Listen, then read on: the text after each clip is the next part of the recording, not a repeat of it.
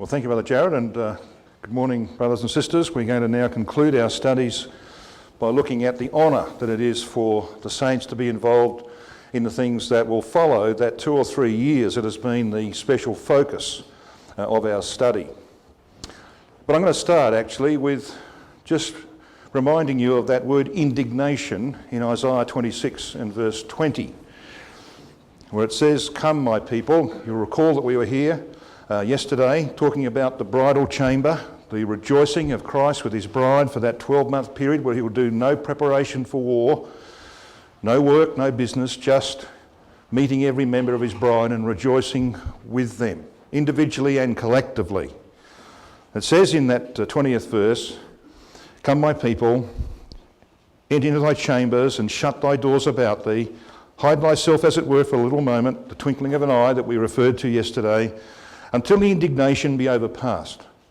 And then verse 21 tells us that Yahweh comes forth. And clearly verse 21 is about Armageddon. And we know that when Christ comes forth for Armageddon, he won't come alone.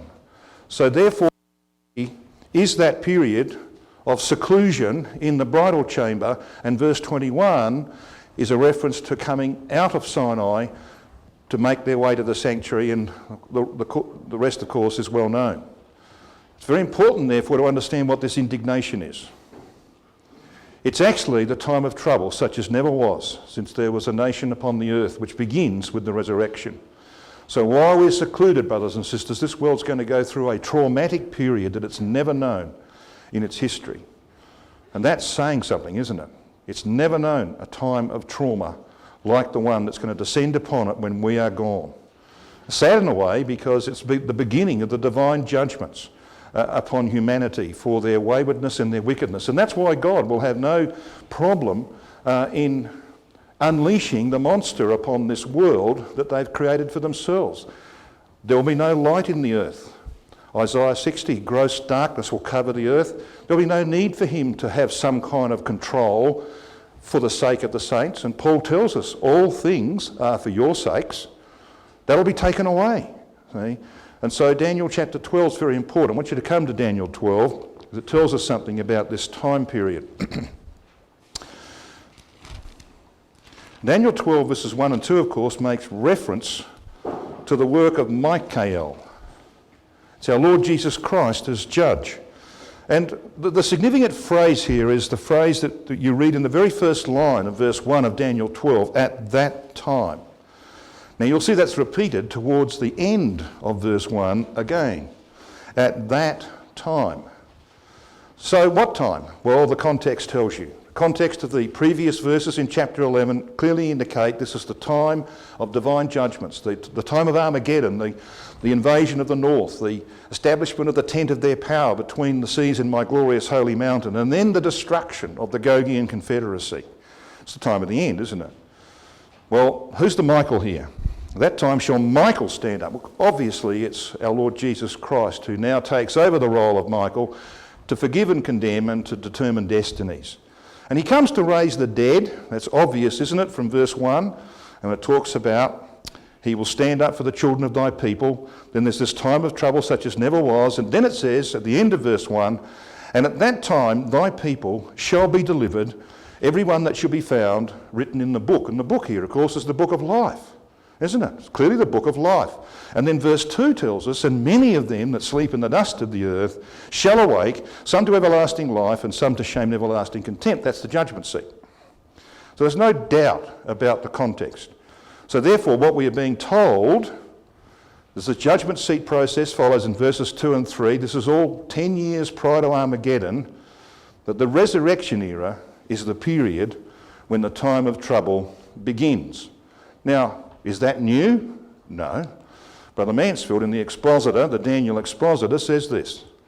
Daniel 12 verse 1, the word trouble. He says the Hebrew word for trouble, zara, indicates intense turmoil, comparable to the pain endured by a woman bearing her first child. It's used in Jeremiah 4:31. It describes the terror of a people who cowered in fear before a merciless, rapacious army. Note the usage of the word in Habakkuk 3, Zephaniah 1, Zechariah 10. The same word appears in Jeremiah 30 of the time of Jacob's trouble. Thus the Lord will return at a time of unparalleled chaos involving both Israel and the Gentiles, and he gives a list of references. It will be an age of spiritual and moral gloom, with mankind in a state of gross darkness. There's your Isaiah 60 reference. The trouble will be so intense that there will seem to be no way out, as the word perplexity in Luke 21:25 signifies, and that phrase actually applies more to the time after our removal than it does to the time before our removal, and yet we can see that today, can't we? The nation's in a state of perplexity. It's going to get worse, much worse. Goes on to say, with men's hearts failing them for fear as they contemplate the catastrophe that faces them. There's going to be a general breakdown in order. The saints, however, have already been removed from this scene of chaos, for the time of trouble will erupt as the judgment seat is in progress. So what precedes this time of trouble? The moment of our removal, the time of the resurrection of the dead and our personal removal as those who are alive and remain, that's when it's triggered. What's going to happen, brothers and sisters? Well, I think we know. Let me ask this question. What will conditions in the world be like just before the return of Christ to raise the dead? Now, we have some who are saying, based on, I think, misreading of certain passages, and certainly there's a tendency in the churches around us to say there's a time of great tribulation coming for the world, and they wrongly interpret Matthew 24. There's a tendency to say, well, you know, we might have to face some very hard times, brothers and sisters, before Christ comes. Forget it. It ain't going to happen. You know why we can be absolutely confident? Because Christ says it's not going to happen. That's good enough for me.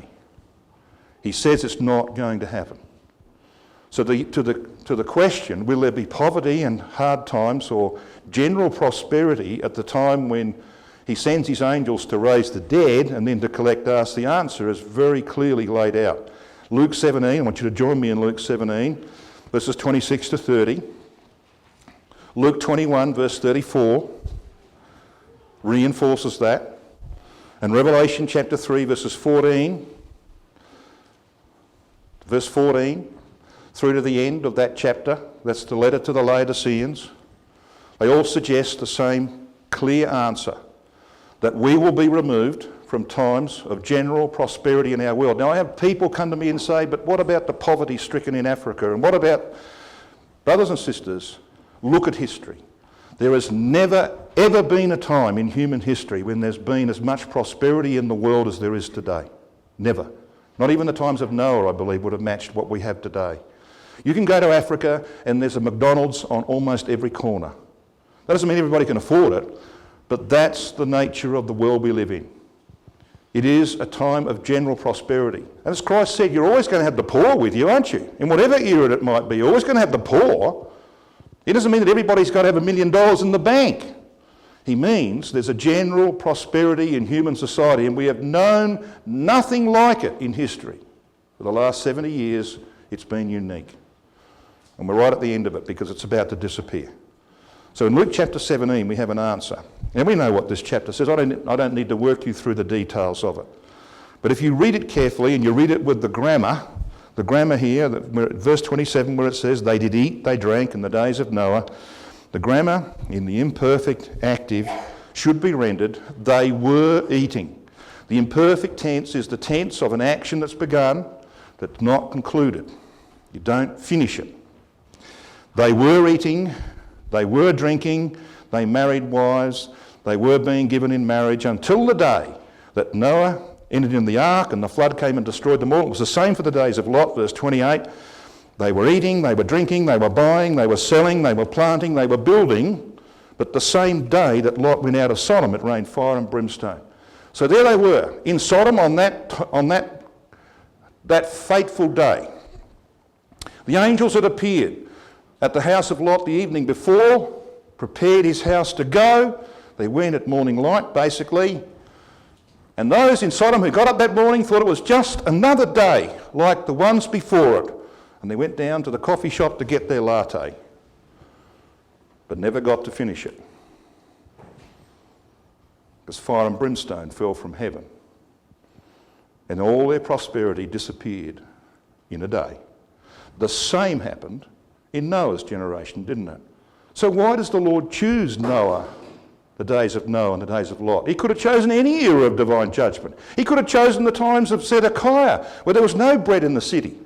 He could have chosen and said, well, look, it's going to be exactly the match of AD 70, where people were eating other people's bodies to survive, and women were cooking their own children. He could have used that, couldn't he? But he didn't. Why not? Well, because he wanted two eras, or at least one, he got two eras that had a common denominator, that would be a type of the times in which he would return for a second time. Prosperity, general prosperity in human society. And what were they doing? All of these things. That's why. And that's what the world's doing today, isn't it? It's doing all of those things. And then all their prosperity collapsed in a day when the saints were taken away. And it's going to happen all over again. You had any doubt about that? You need to go to Revelation chapter 3 and verse 17 and have a look at what Christ says about the final ecclesia in the list of 7. You know, there's something fascinating about a letter to the Laodiceans. You would know that in Eureka, Brother Thomas shows that the 7 letters actually are prophecies of 7 periods of time. When Brother H.B. Mansfield comes to comment on that, he's slightly different, but he also demonstrates, and very powerfully I think, that from the time of John in AD 96, when the apocalypse was received, down to our times, is represented by the 7 letters, the condition of the ecclesias that Christ wrote to. Yes, so Laodicea comes last. Well, yes, we are in the Laodicean era of ecclesial history, brothers and sisters, a time of unparalleled prosperity. Now, how do we know that Christ wants us to interpret it that way? Well, it's the only letter with these words. Behold, I stand at the door and knock. All right, that's clear, isn't it? He's telling us that the condition of the Laodicean ecclesia would be the condition of the brotherhood when he comes, in a time of unparalleled prosperity. Behold, I stand at the door and knock. So what was their problem? Because thou sayest, I am rich and increase with goods and have need of nothing, and knowest not that thou art wretched and miserable and poor and blind and naked. So there is the warning. We will be taken from times of general prosperity which are about to collapse big time. And a Great Depression looms, and this is not my words, the world generally knows this is going to happen. And certainly financial experts know it's going to happen. It's just a question of timing, whether it's this year or next year. Nobody can be certain, but there are a lot of people now saying it's probably going to happen this year. A lot of people are saying that. And in fact, President Obama has a pile of paper on his desk that thick from all of his agencies, CIA, Army, Navy, FBI, a whole range of agencies are all warning him to get ready for civil disobedience in America because there's going to come a 25-year depression. 25-year depression. It will not last for 25 years. It will last for 10. But depressions, you get out of them by wars, and we'll come to that in a moment. So when you look at what's happening here in this country, soaring US debt of 19 trillion, political gridlock, they can't agree on how they're going to have a cup of tea in the morning, leave alone how they're going to solve their economic problems. A whole series of quantitative easing, which doesn't work for very long because it erodes the value of your currency. Rising interest rates, which the Fed is now warning have to happen soon. That's what caused the 1930 depression, you know that? They put interest rates up because they were virtually zero. People were taking advantage of it, so they put the interest rates up. It's going to happen again. Collapse is coming to the US and it's coming to the world. Wherever you look in our world, you've got the European Union situation with all of those countries. We know there are many more than those listed. Greece, Cyprus, Spain, Italy, France, they're all on the verge, if not already bankrupt. And when this collapse comes, there's going to be huge dislocation.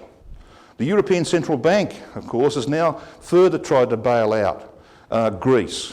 They've already had 445 billion euros that they've given to Greece that they're never going to get back, all right, and they're now giving them more.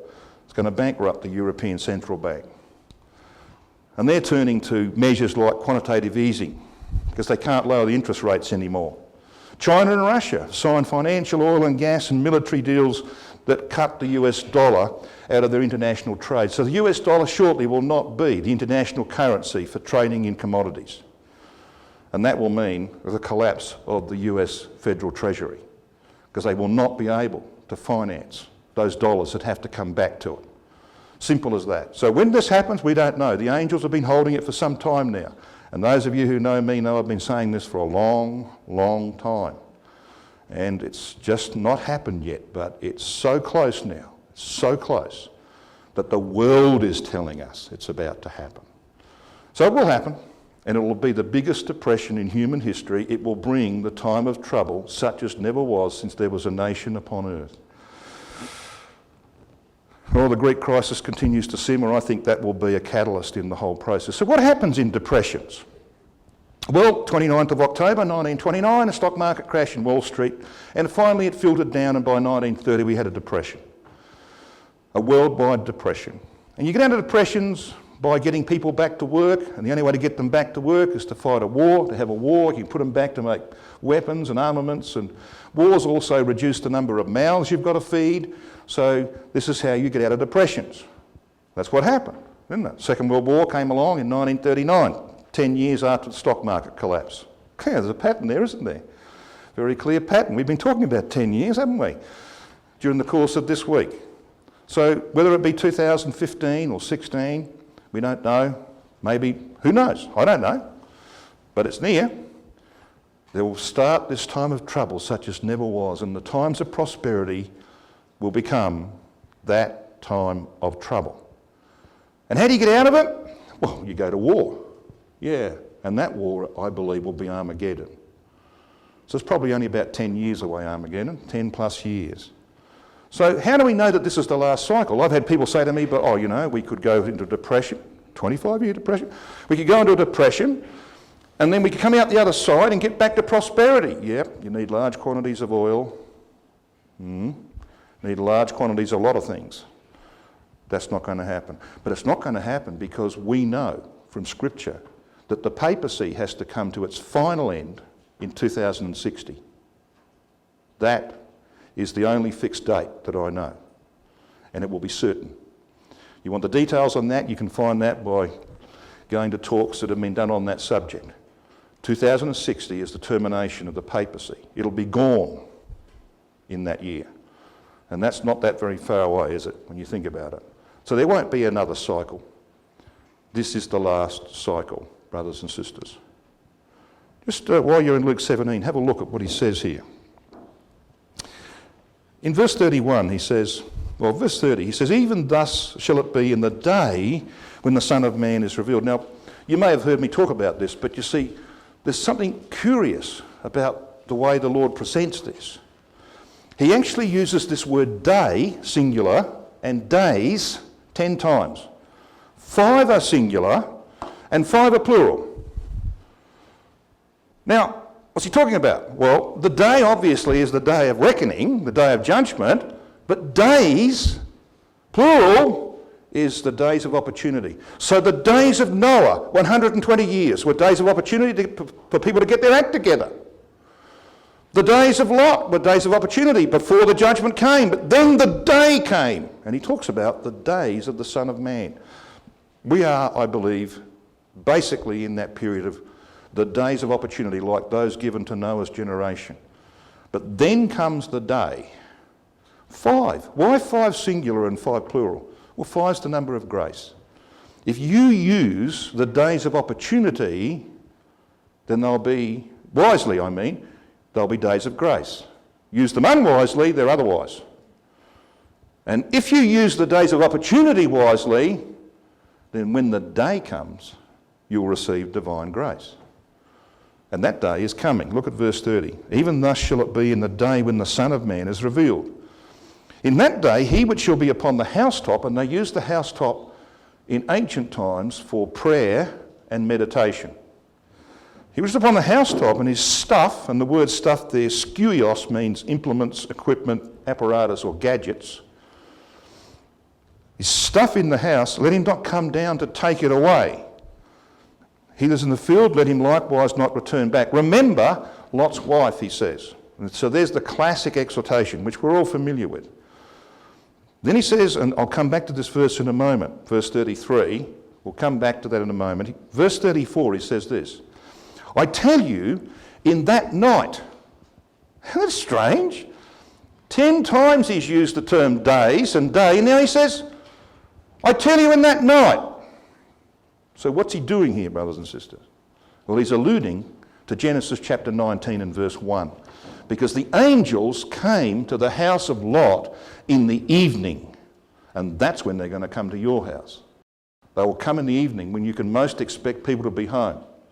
Now, Australia is 17 hours in front of North America, or at least the west coast of North America. It reduces as you go further east, of course. We're 17 hours in front. So there's an expectation, I think, that the angels are actually going to turn up at my house before they turn up at yours. Do not expect a phone call from me or an email. I will be otherwise engaged. We might say that sort of jokingly, but I think you can see there's an exhortation in that. We need to be ready, brothers and sisters. It's going to happen soon.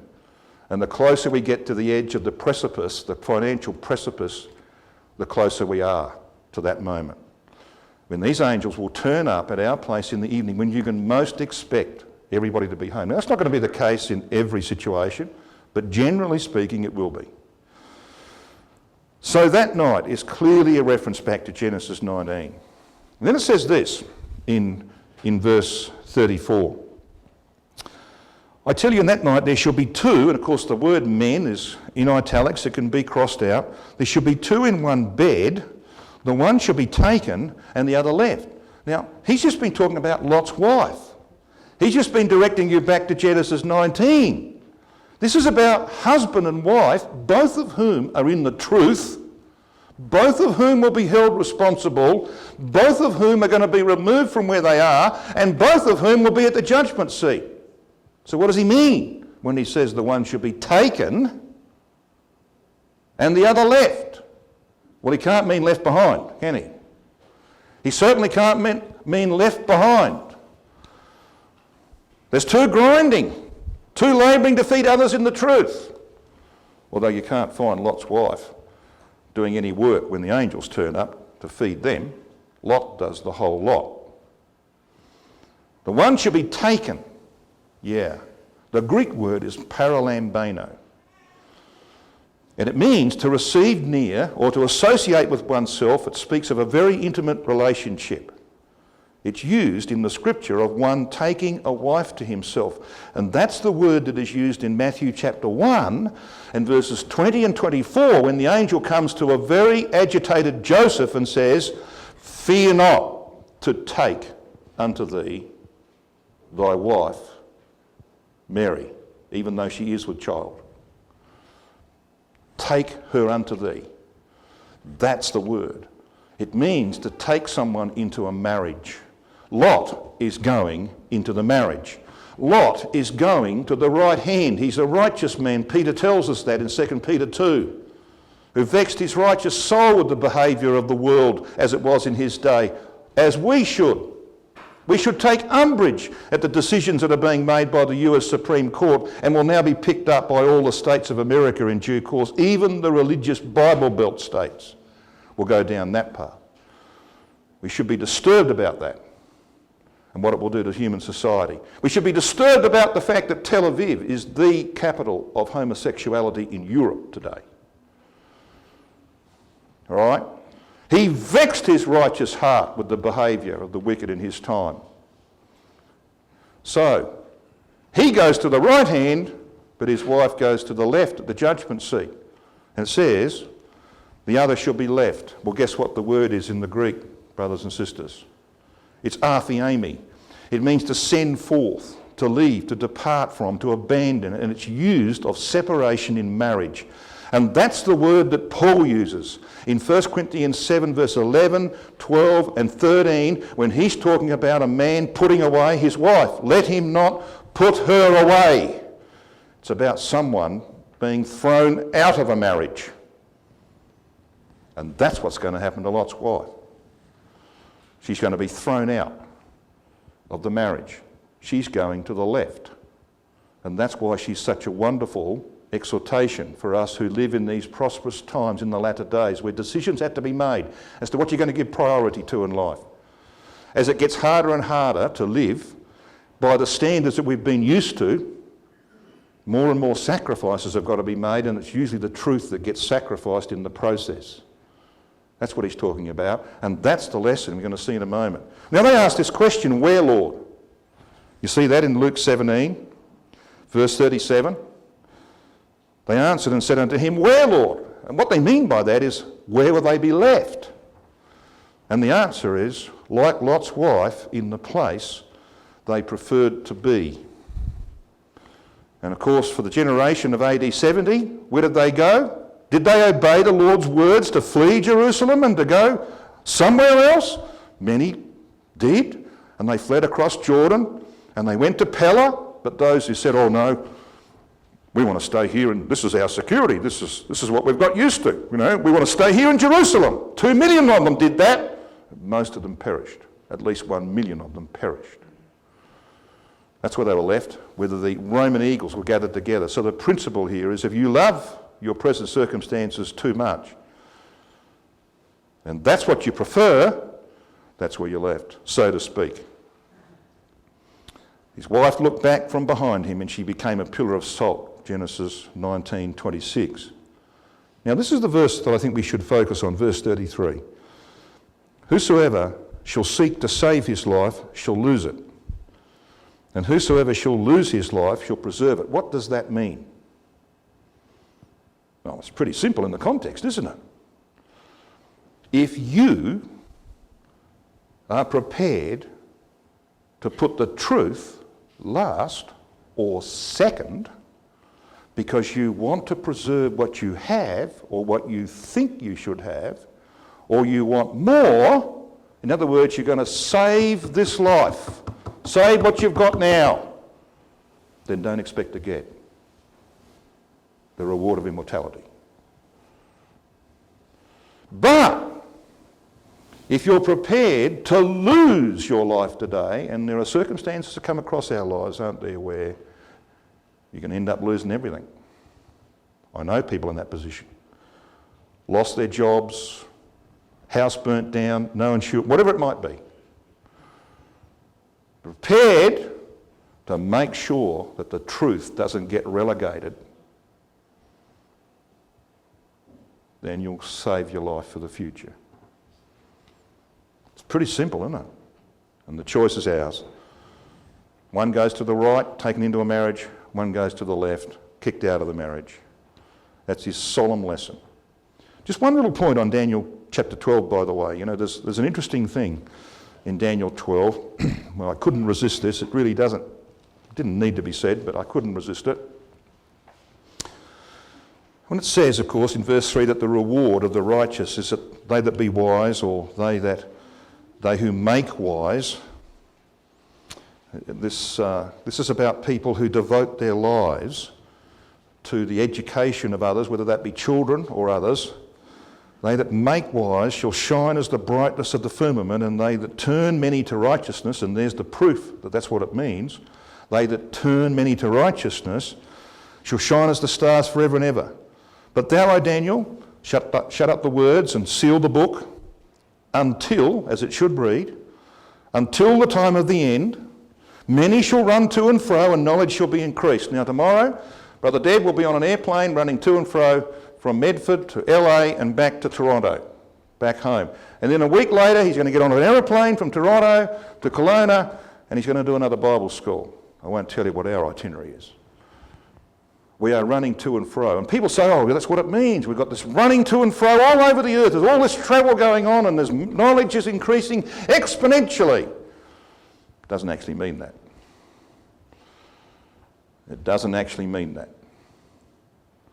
Gesenius says the word rendered run to and fro, this Hebrew word shoot, is used metaphorically to run through a book and to examine thoroughly. And Brother Mansfield comments this way in the expositor. He says, "It is nevertheless true," and he's talked about the fact that there may be some connection with the hyperactivity of modern society. He says this, "Nevertheless true also that the scriptures have been opened up to a greater extent than formerly. Printed expositions and commentaries abound, and the passage of history has verified most prophetic details, yet there is a lack of true understanding." So you in that class? Are you in the class that are turning many to righteousness? Teaching and educating, whether that be your children, in the ecclesia, in your Sunday school, wherever it may be. Are you in that class? Well, yeah, there's a reward for that. But you can only do that effectively if you're running to and fro through the book. And I'm very, very thankful that when I come to places like this, I've got a teenage group out there, and I told them this today. I've done a lot of Bible schools in my time, a lot. I do 5 or 6 a year. I had a lot of teenage groups in that time. Some of them I couldn't get out of there fast enough.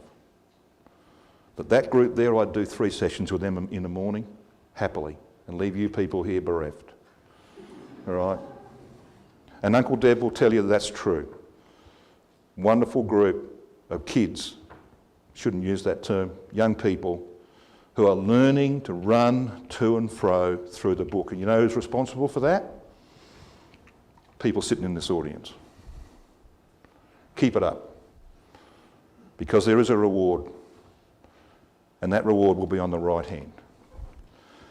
Now, I want to just move on to the saints' role in the military campaigns of Christ.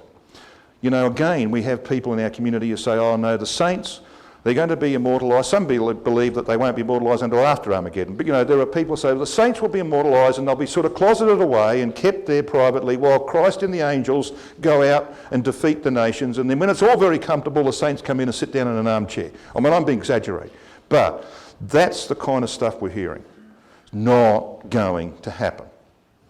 All right? It's not going to happen. And there are many testimonies in Scripture about that. Malachi 4 is one of them. Now this is the chapter just after Malachi 3:16, remember? When they go into the book, their record, these are the people that are in that record. "For behold, the day cometh that shall burn as an oven, and all the proud, yea, that all that do wickedly," and that's a reference back to chapter 3, "shall be stubble.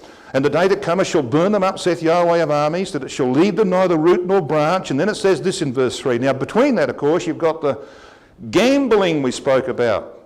Remember that? The cars being released from the stall and bouncing around. Yeah, well, this is the next thing, verse 3. "And ye shall tread down the wicked." This is the calves being released from the stall, the immortal saints. "Ye shall tread down the wicked, for they shall be ashes under the soles of your feet in the day that I shall do this, saith Yahweh of armies." And Paul chimes in Romans 16 and 20, and he says, "And the God of peace shall bruise Satan under your feet shortly." And if that wasn't sufficient, and there are many of these references, we've got Christ's words before Pilate. In John 18 verse 36, Jesus answered, "My kingdom is not of this world, of this order. If my kingdom were of this order, then would my servants fight." So when he does come to establish his kingdom, guess what his servants are going to be doing? They're going to be involved in that warfare to establish the kingdom. I want you to come to Psalm 149, because this is another passage. It's very, very plain about this, but it's also very important in relation to what is happening in the bridal chamber. Psalm 149. This is what's going on in the bridal chamber.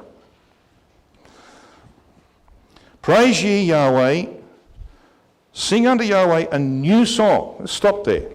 You'll find that phrase, "a new song," used 9 times in Scripture. Look at it carefully. It indicates that this is a song that can only be sung with full meaning by immortal people. We know the words of these songs, some of them, don't we? We know from Revelation 5 the words of the song. "Thou hast made us kings and priests," etc. We're told at the end of Revelation chapter 5 of the song that will be sung not only by saints but by angels.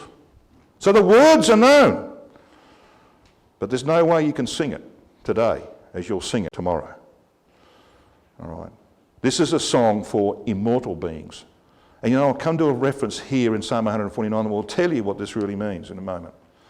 And it says, sing unto Yahweh a new song, his praise in the congregation. This is the Old Testament equivalent for the New Testament ecclesia. In the ecclesia of saints. Let Israel rejoice in him that made him. Let the children of Zion be joyful in their king. Let them praise his name in the dance. Well, who are these people? Well, they're the saints, it says. Well, these saints, that word in the Hebrew is chashid. It's cognate with chesed, C-H-E-S-E-D. And chesed, of course, is the Hebrew word that is used in Exodus 34 verse 6 for that aspect of the divine character of mercy and grace and loving kindness. So Rotherham translates this word, men of loving kindness. What does that mean? Well, they're manifestations of the character of God. That's why they're there. They're actually manifestations of that's what saints means here. It goes on to say they rejoice in the dance. And this is not talking about line dancing to country and western music. This is talking about people who are so overjoyed and thrilled by what has happened to them, by the release from the machinations of human nature, and all of its pain and sorrow and troubles, that they can't hold themselves in. It's not possible. They're bouncing around. It's the round dance. And did you see the images when Israel was made a nation state in 1948, what the Jews did in the streets of Tel Aviv? They got into little groups and they're holding hands and they're bouncing around in such joy.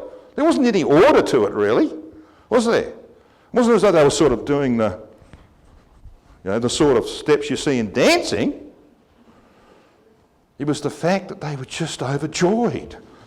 And that's how we're going to be, brothers and sisters. I look forward to that. I won't mind holding hands with Jonathan and bouncing up and down. And then it says this in verse 4. Yahweh taketh pleasure in his people. He will beautify the meek with salvation. I think that's one of the most extraordinary and lovely phrases in the Bible. Beautify. The word in the Hebrew means to glorify or to beautify or to adorn. Meek. This is the idea of the meekness that Moses manifested, because of the 21 occurrences of this word in the Old Testament, the very first of those is in Numbers 12 verse 3, that Moses was the meekest man upon the earth. Doesn't mean he wasn't assertive, does it? Doesn't mean he didn't have convictions. It meant that he humbled himself under the mighty hand of God. All right, that's what it means. He will beautify the meek with salvation. I need to be beautified, by the way, and probably some of you do too. I can see Larry agrees with that. Yeah, but won't that be wonderful? To be beautified because you are meek. And they are joyful, verse 5. Let the saints be joyful in glory. Let them sing aloud upon their beds. Let the high praises of ale be in their mouth and a two-edged sword in their hand. This is the word here, joyful. It means to jump for joy. Like Abraham did. Abraham saw my day and he rejoiced. The Greek word means he jumped for joy. He saw my day. Won't that be terrific when we're released from this nature and in the company of those who have shared the wonderful things that we have loved in our probation. And we're there with Abraham, Isaac and Jacob and all the saints of the past. You're not going to need rest. It says in verse 5, they're joyful upon their beds. That doesn't mean a double bed or even a single bed. It means a recliner, a couch. Yeah, so we won't need sleep as immortals, but you will recline in the company of your brothers and sisters and rejoice together and talk together in a way that we can't do today. Verse 6 it says, I should comment on the sword, shouldn't I, in verse 6, and I will in a moment. It says, in verse 6, let the high praises of God be in their mouth and a two-edged sword in their hand. Mouth doesn't really mean mouth. The Hebrew word is garon. It means the neck or the throat. And so Rotherham translates it, the high songs of God be in their throat. Why would that be the case? Well, I'm speaking to you, and largely what you're hearing is coming from the top of my mouth. All right, and it's projected out to you. But what if I get down here, right, and speak from my throat? What do you reckon that means? It's not going to be gruff like that. But it means it's coming from my whole being. That's the indication. It's coming from my whole being. It's not just words. This is coming out of me from my being. That's what's going to happen to us, brothers and sisters. And a two-edged sword. Now, this is not the two-edged sword you go around flailing and cutting people's heads off like ISIS. All right? It's got nothing to do with a two-edged sword. We know what the two-edged sword is a symbol of in the Word of God. It's the symbol of the power of the Spirit of God, isn't it? And the Word of God is described that way. So the saints are going to go out with, like the angels today, with the power of the Spirit of God at their fingertips. And when they speak a word, let there be fire and brimstone, or let there be a flood, that's what's going to happen, just like the angels do, because they'll have control of the power of Almighty God. That's what it means. Using the Spirit to overthrow the unrighteous. And then it says this, to execute vengeance upon the nations and punishments upon the people, verse 7. To bind their kings with chains and fetters of iron. To execute upon them the judgment written. This honour have all his saints. Some point in the scheme of things, before the kingdom is fully established, we're all going to play a part in the establishment of that kingdom. But parents are going to have the role, firstly, if they've got young children or younger children, their primary and initial role is going to be to complete the upbringing of their children. Very quickly, I've only got 7 minutes or so to go. Very quickly, we want to deal with this matter at the end of our studies. So let's ask some questions. The relation of young people to judgment. Many of you in this hall have got children, true. I got 12 grandchildren, none of them baptised yet. 17 down to 18 months. I have an interest in this subject. What will happen to young people too young to be baptised when Christ returns? And what about babies and the unborn? We've got a couple of those in this audience. And what is the age of responsibility, if there is such a thing? And what will happen to those who have reached it but have not been baptised at Christ's return? And what of children whose parents have both rejected the judgment seat? They're reasonable questions, aren't they? And there are biblical answers for all of them. We can't go into all of those, of course, at this point, but we will go into one or two. The fate of children whose parents are rejected the judgment seat. One thing we can be sure of is that Abraham's statement in Genesis 18:25 will prove correct. Shall not the Lord of all the earth do right? The judge of all the earth will do right, and he will. So where children are embraced by and or follow the parents' ungodly example, destruction awaits them on the principle of Deuteronomy 20, verses 16 to 18. That was the divine rule of the past. But where children stand for God despite the parents' faulty leadership, they will be preserved and given an opportunity. That we know from the story of the sons of Korah, who stood aside from their father, who was to be appointed the captain to lead Israel back to Egypt. They stood aside. Now, we don't know their exact ages, but there may have been some quite young people there. There may have been some older brothers. We don't know. But we do know this, that they were not prepared to go their father's way. And Yahweh rewarded them, not only by preserving them, but by making them the doorkeepers in the house. You know, I haven't got time to take you back to Psalm 68, but you want to have a look at Psalm 68, verses 5 to 10 one day, especially verses 5 and 6. You know what it says? Psalm 68, brothers and sisters, is an Armageddon psalm. It's about Yahweh going, let his enemies be scattered before him. It's all about blood and thunder and dead bodies. And it says this, that in the act of judgment, Yahweh is a father to the fatherless and a judge of the widows. I wonder what he means. Does he mean just, literal, fatherless? Or does he mean perhaps spiritually fatherless because parents haven't done the right thing? Does he mean sisters who have been abandoned by Christadelphian husbands? Or vice versa? Well, I want you to come to Isaiah 40.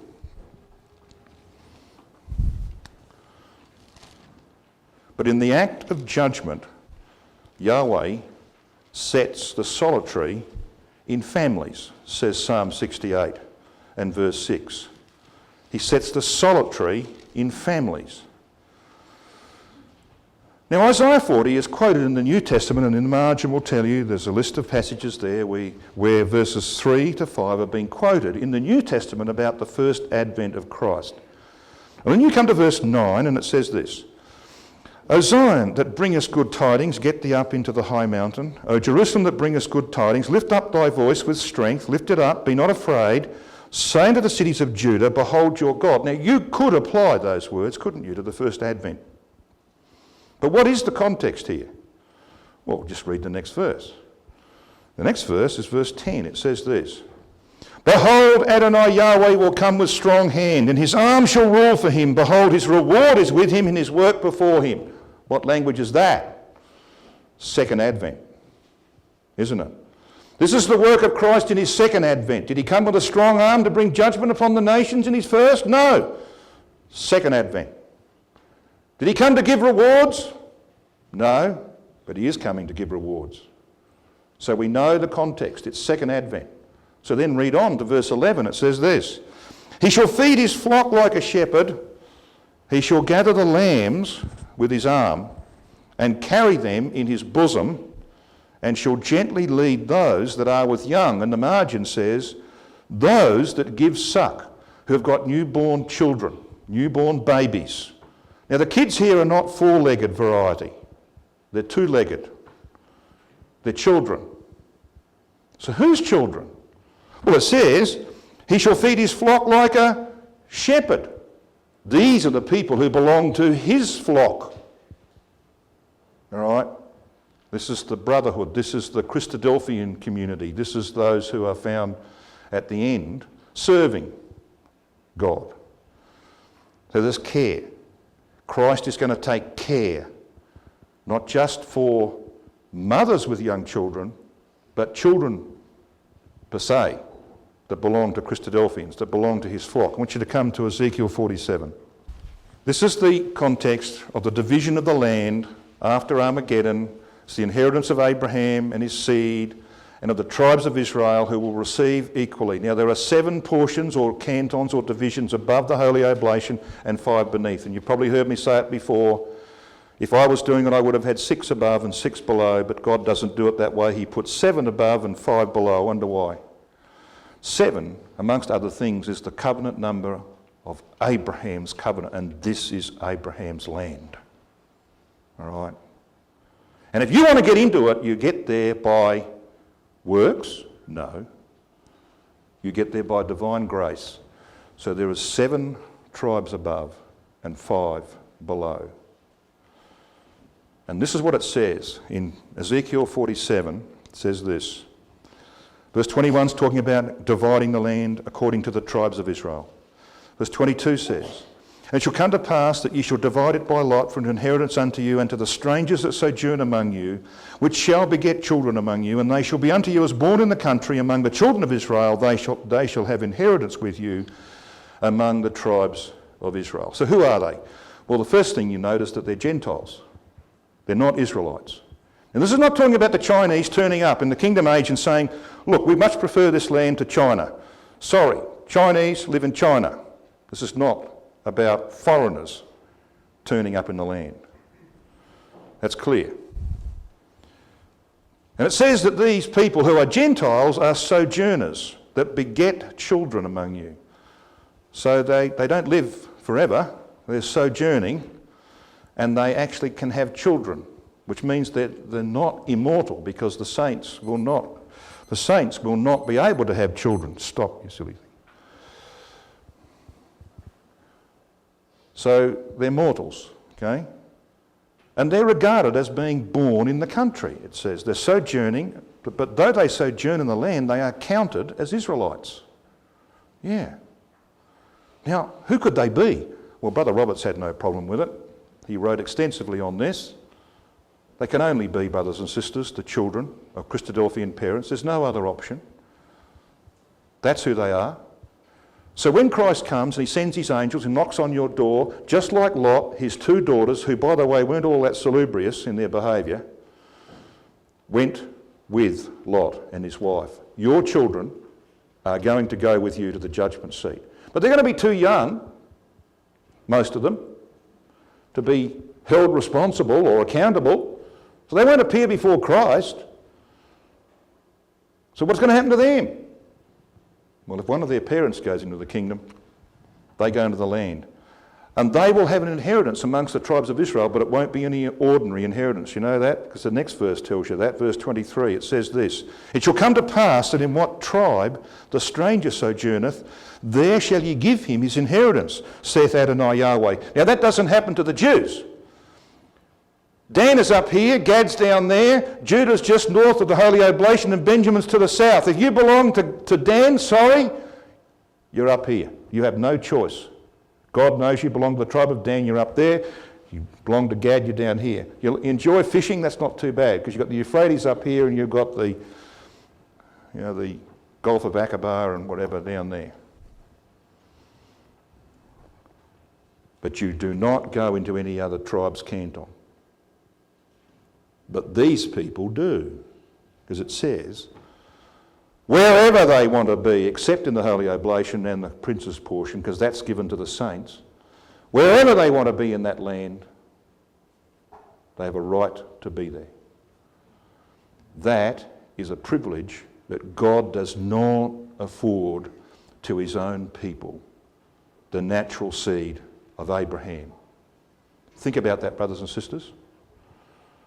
We serve a God who looked down the corridor and knew that at the end of the days, before he sent his son, there would be many faithful people in the earth preserving the truth and raising their children in right ways.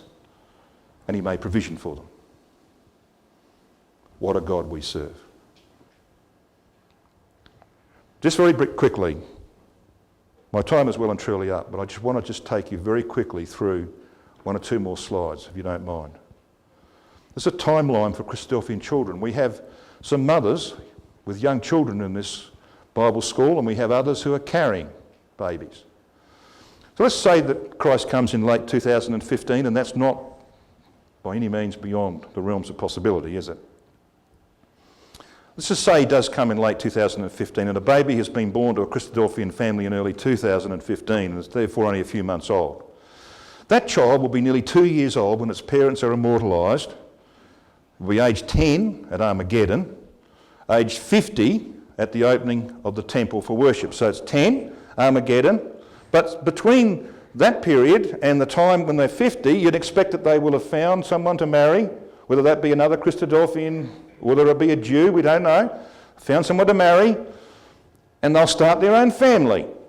Then when Christ takes his bride into the house and walks his bride around that house and begins the services, I'm pretty sure that those mortal Christadelphian children that now have an inheritance in the land and have their own young children will be there to see their immortal parents there at the inaugural ceremonies of the house of prayer for all nations. Won't that be terrific? And you'll be able to go and visit your grandchildren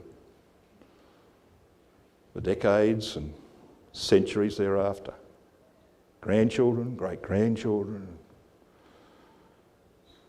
Wonderful things, brothers and sisters, that our God has done for you and me. So Peter says, seeing that all these things of the present are thus to be dissolved, what manner of persons ought ye to be in all holy living and godliness? We want these things, there is a way, but there's a warning, and here's my final slide. There is a warning. How glorious are the things we've been talking about? How glorious were the visions of the apocalypse. But this is how Christ finished the apocalypse. He said this: "He that is unjust, let him be unjust still. He which is filthy, let him be filthy still. He that is righteous, let him be righteous still. He that is holy, let him be holy." Do you think that Christ is saying, brothers and sisters, that he doesn't care? That if we're unjust and unholy, that he doesn't care? That we don't change? No. He could never say that, could he? He does care. He does want us to change. He does want us to get our act together. But you know what he's saying at the end of the apocalypse? He's saying, look, I've told you the whole history from the time of John. You know exactly where you are. And I have punctuated the whole of the apocalypse with all of these glorious visions of you being in the kingdom. I can't do any more for you than that. If you can't change with all of that, nothing's going to change. Behold, I come quickly, and my reward is with me to give every man according as his work shall be. But soon there will be no opportunity to make the changes to our life that will see us there.